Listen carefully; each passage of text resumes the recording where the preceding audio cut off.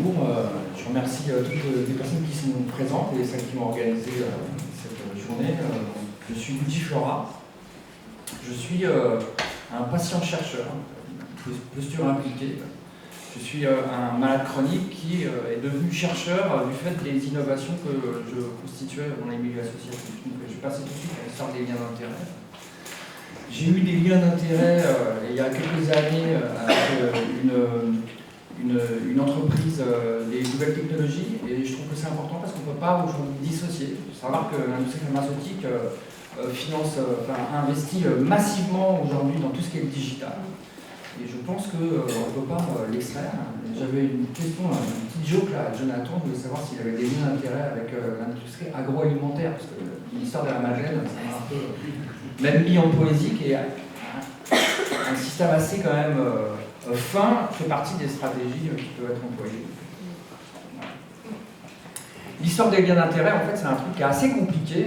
Moi, donc je vous ai dit que je suis devenu un chercheur. Je me suis construit, moi, avec les associations d'usagers, c'est comme on les appelle.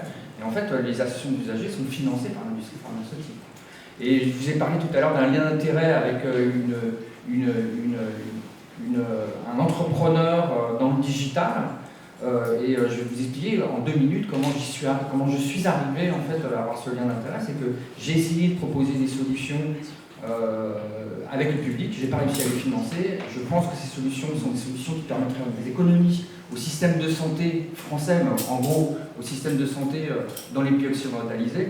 Et quand j'ai vu qu'il n'y avait pas de possibilité d'évoluer via l'argent public, eh ben, j'ai versé. Et en fait, mon cas, c'est le cas de beaucoup de professionnels. C'est juste pour dire que c'est compliqué, quoi.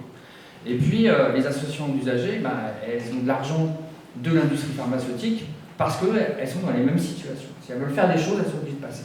Et c'est pareil pour beaucoup de médecins. Je vous donne un exemple. Moi, là, je reviens ça fait 5 ans que j'accompagne la faculté de médecine de l'Université de Montréal dans une transformation majeure où on a réussi à mobiliser des patients dans les cours de manière longitudinale sur tout l'enseignement de la faculté de médecine, mais aussi de 14 autres facultés de travail social, de profession de santé et d'administration de la santé aujourd'hui. Et je me suis perdu dans ce que je voulais dire, mais ça va me revenir. Et en fait, là, je vous ai entendu pas mal parler, je vais rebondir sur ça, c'est pas l'idée que je voulais émettre, mais c'est juste que, en fait, j'ai entendu parler en ligne de fond de cette histoire de pédagogie, et je pense qu'effectivement, la pédagogie est obsolète, la pédagogie qui a été enseignée en faculté de médecine aujourd'hui.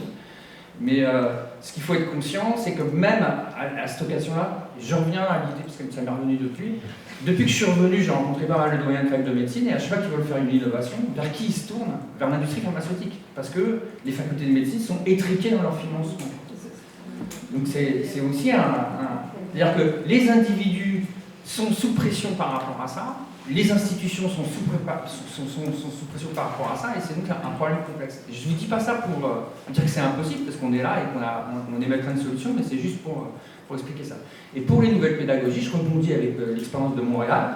Nous, on a monté énormément de dispositifs réflexifs. On a un truc où on apprend énormément les concepts en ligne.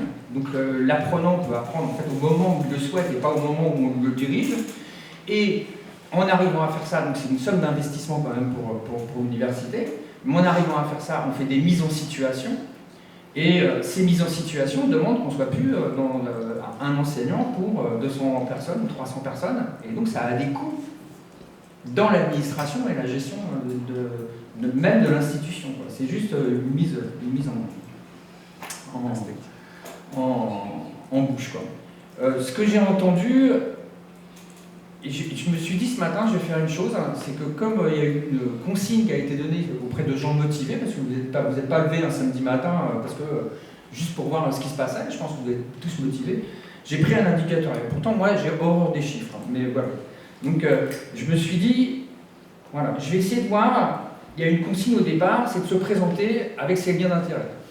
Donc, moi, j'ai calculé 21 interventions différentes au cours de la matinée. Sur les 21 interventions, il y en a 13 qui n'ont pas eu la spontanéité d'annoncer leur lien d'intérêt. Alors, il n'y a pas que des médecins qui qui sont intervenus. Mais ça me pose question, et la question que ça me pose, c'est la difficulté, même quand on est motivé, en fait, à ne pas se faire piéger par soi-même, à ne pas être dans les automatismes. Et ça, je vais revenir à la pédagogie, moi je suis docteur en sciences de l'éducation, c'est en fait l'important, c'est la